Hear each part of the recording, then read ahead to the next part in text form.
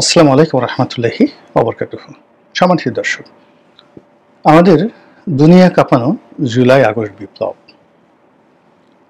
15 বছরের আওয়ামী লীগ শাসন এবং জুলাই আগস্ট জুড়ে 36 দিন ধরে উত্তাল বাংলাদেশের রক্তাক্ত ইতিহাস, অসংখ্য প্রাণের বিনিময় এবং নজিরবিহীন রক্তের হোলি খেলা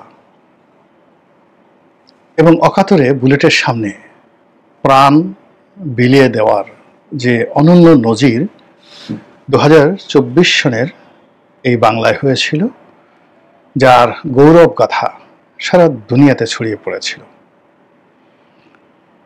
সেই ছাত্র বিপ্লবকে কেন্দ্র করে পাকিস্তান উত্তাল হয়ে পড়েছিল। সেই ছাত্র বিপ্লবকে ধারণ করার জন্য বিশ্বের সমস্ত গণতান্ত্রিক শক্তিরা বাংলাদেশমুখী হয়েছিল এবং বিপ্লবের যারা সূর্য সন্তান ছিলেন, তাদের শিক্ষা দীক্ষা বংশমর্যাদা চেহারা ছুরত অর্থবিত্ত কোনো কিছুর দিকে না তাকিয়ে আমরা এই 36 দিনের যে তাদের সফলতা, সেই সফলতার জন্য তাদেরকে আমরা সবাই মনে করেছিলাম দে আর দ্য অ্যাঞ্জেল, তারা ফেরেশতা, তারা আবাবিল পাখি, তারা আমাদের বিপ্লবের নতুন সূর্য সেন, তারা আমাদের বিপ্লবের নতুন স্বর্ণকুমার, স্বর্ণপুত্র। তো সেই যে বিপ্লবী, সেই বিপ্লবীর মধ্যে যারা এসেছেন, যারাই নিজেদেরকে পরিচয় দিয়েছেন, কেউ বিপ্লবী, কেউ সমন্বয়কারী, কেউ সমন্বয়, কেউ এনসিপির নেতা, ডাজ নট ম্যাটার। আমরা প্রায় 6 মাস কোনো প্রশ্ন না করে তাদেরকে মাথায় করে রেখেছি। প্রায় 1 বছর চলে গেছে, তাদেরকে কাউকে নিয়ে বিতর্ক হয়েছে, কারো বিরুদ্ধে দুর্নীতির অভিযোগ এসেছে, কারো আচরণে আমরা বিক্ষুব্ধ সংক্ষুব্ধ, কারো কর্মকাণ্ডে আমরা ঈর্ষান্বিত, কিন্তু তার সত্ত্বেও এই জাতি সেই বিপ্লবীদের প্রতি কৃতজ্ঞ, ভীষণ রকম কৃতজ্ঞ। এবং বাংলাদেশ, আমি যতটুকু দেখেছি, বাংলাদেশের মানুষের মতো এরকম কৃতজ্ঞ মানুষ পৃথিবীতে খুব কম আছে। আপনি যদি কারোর জন্য কিছু করেন, সে হয়তো আপনার সমালোচনা করবে, আপনাকে দেখলে চোখ টিপ মারবে, যা কিছু করুক না কেন, কিন্তু অন্তরে একা একই সে আপনার জন্য দোয়া করবে এবং কৃতজ্ঞতা প্রকাশ করবে এবং সময় সুযোগ পেলে আপনাকে উপকার করবে।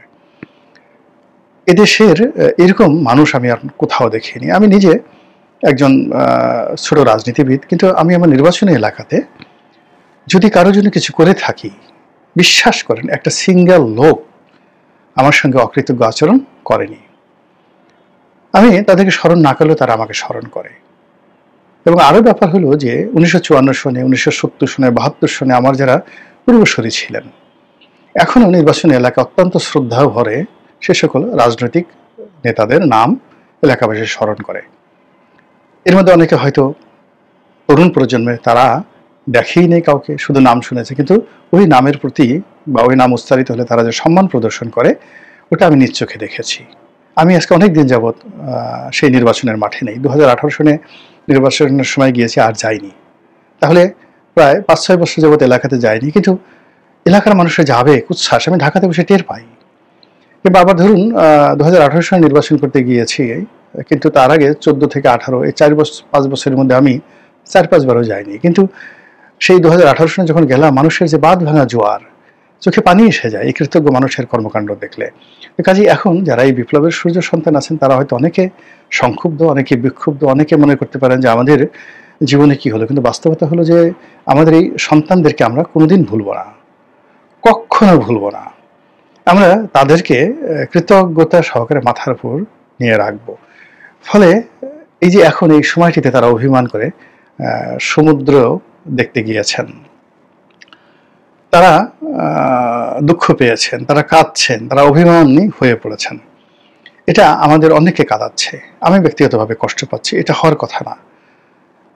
তাদেরকে আমরা যেভাবে বিপ্লবী অবস্থায় দেখেছি, যেভাবে সিনা উঁচু করে দিয়েছে, তো যে স্বাধীনতা, যে বাক স্বাধীনতা, যে চিন্তার স্বাধীনতা, যে কর্মের স্বাধীনতার জন্য তারা ঝুঁকি নিয়েছে, তারা তাদের জমানাতে কেন ঢাকার এই যে নগরীর কোলাহল ছেড়ে কক্সবাজারের নির্জন বিরান ভূমিতে তারা চলে যাবেন? এটা আমার কাছে খুব কষ্ট লেগেছে।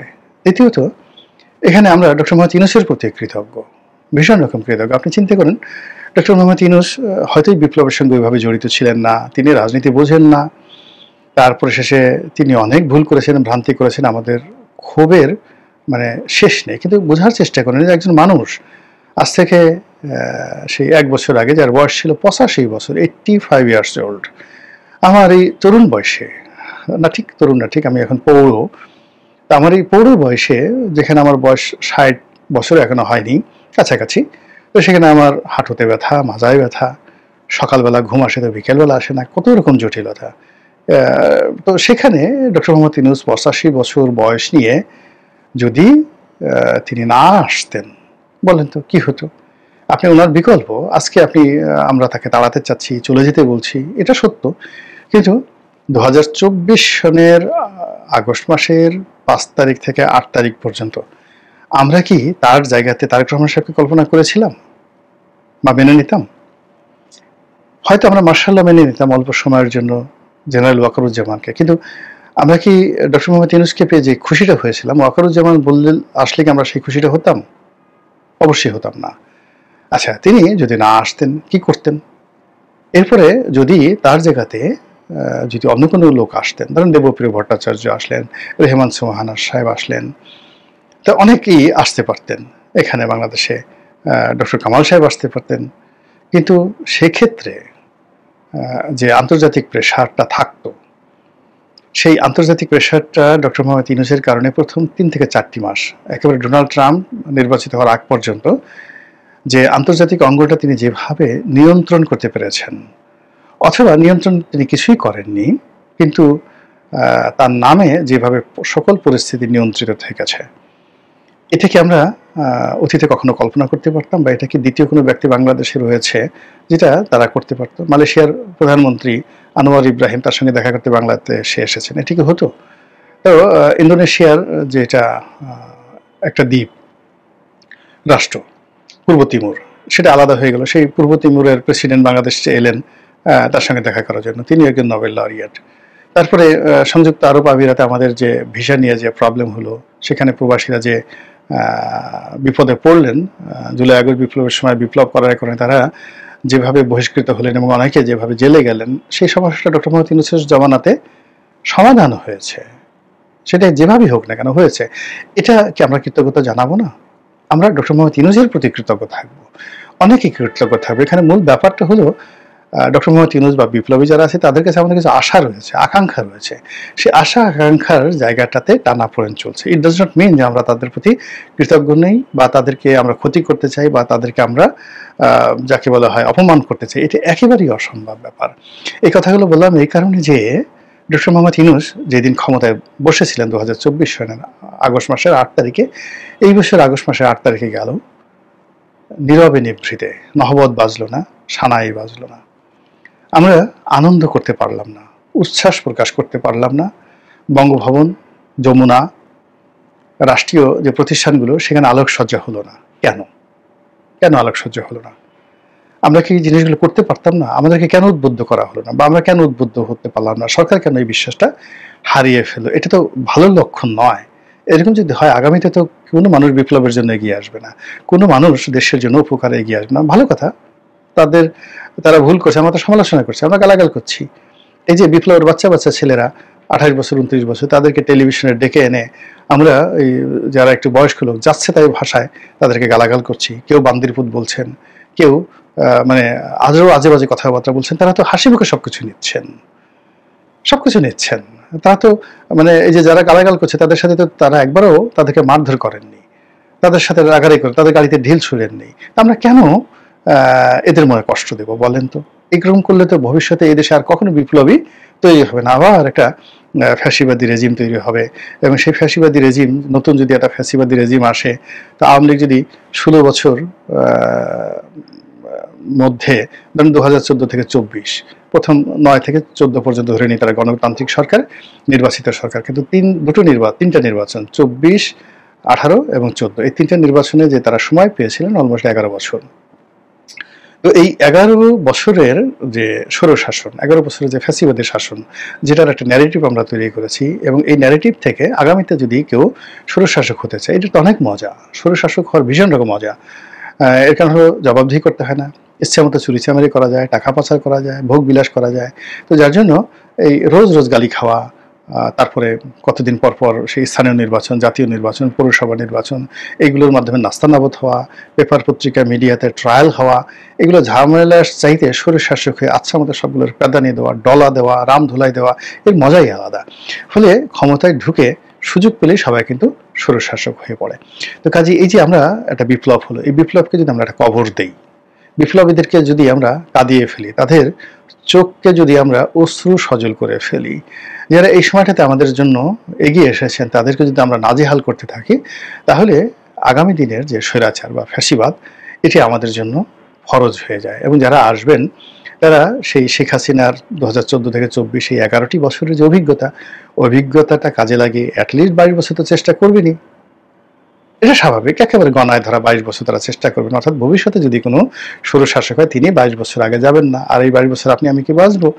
আর ভবিষ্যতে সেই স্বৈরশাসন বন্ধ করার জন্য যে কোনো মূল্যে আম্মা বিনিয়ামত রব্বিকা ফাহাদ্দিস, আল্লাহ যে একটা বিপ্লব দিয়েছেন, বিজয় দিয়েছেন, বিপ্লবী দিয়েছেন, তাদেরকে লালন করে, পালন করে, শাসন করে, তাদেরকে শেপ করে একটা যাকে বলে অবস্থার মধ্যে নিয়ে তারপরে তাদেরকে দ্বারাই আমাদেরকে কাজ করাতে হবে, তাদেরকে প্রেশার গ্রুপ হিসেবে আমাদের রাখতে হবে। তো সেই দিক থেকে আমি মনে করি যে ডক্টর মোহাম্মদ ইউনূসের সঙ্গে এনসিপির যে দূরত্ব, এটা কোনো অবস্থাতেই কাম্য নয়। তারপরে এই বিপ্লবীদের একটি অংশ হয়তো ডক্টর মোহাম্মদ ইউনূসের সঙ্গে আছেন, আরেকটি অংশ তারা যারা কক্সবাজারে চলে গেছেন, এবং যে অংশটি চলে গেছেন সেই অংশ কিন্তু এনসিপির যে মাঠের রাজনীতি, সেই মাঠের রাজনীতির 90% জনপ্রিয়তা, 90% অ্যাবিলিটি, সাংগঠনিক ক্ষমতা কিন্তু এদের হাতে, এই কয়জন লোকের হাতে। তো তাদের চোখে যে অশ্রু, তাদের মনের যে বিষণ্ণতা, তাদের মনে যে দুঃখ, কষ্ট এবং বেদনা, এটা কিন্তু প্রকৃতি সহ্য করবে না, প্রকৃতি এটা ধারণ করবে না। তাদের কান্না এ অনেক মূল্যবান, তাদের দীর্ঘশ্বাস অনেকের তকদির নষ্ট করে দেবে, অনেকের সম্মান নষ্ট করে দেবে।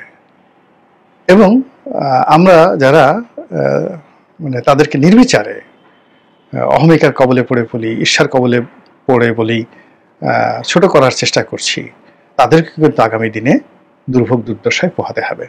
তো কাজে আমি খুব ক্ষুদ্র মানুষ, আমি শুধু এটা বলবো যে জেগে উঠুক বিপ্লব, বিপ্লবীরা আবার ঘুরে দাঁড়াক, বাংলা চলুক বাংলার মতো করে। যিনি রাজনীতি করবেন তিনি রাজনীতি করুন, যিনি রাজা হবেন তিনি রাজাইয়ের মতোই আচরণ করুন, মন্ত্রীরা মন্ত্রীর মতো আচরণ করুন, আর বিপ্লবীরা বিপ্লবীর মতোই সম্মানে নিয়ে ঘাড় উঁচু করে, মস্তিষ্ক উঁচু করে, চিরুন্নত মামসির, বলবীর চিরুন্নত মামসির এভাবেই থাকুন। বিপ্লবীরা কেন কাঁদবেন, কেন তাদের মন খারাপ থাকবে, ডক্টর ইউনূসের কেন শরীর নষ্ট হয়ে যাবে, তিনি কেন বিব্রত হবেন, তার চেহারা কেন নষ্ট হয়ে যাবে, তিনি কেন সেফ এক্সিট বা নিরাপদ প্রস্থানের জন্য সুযোগ খুঁজবেন, তিনি কেন কাউকে ছাড় দিবেন আর কাউকে দিবেন না, কেন? সেই দুর্বলতা থেকে তার চিত্ত মুক্ত হোক, তিনি সবল হন, শক্তিশালী হন, এই প্রার্থনা করছি। আসসালামু আলাইকুম রহমতুল্লাহি ওয়া বারাকাতুহু।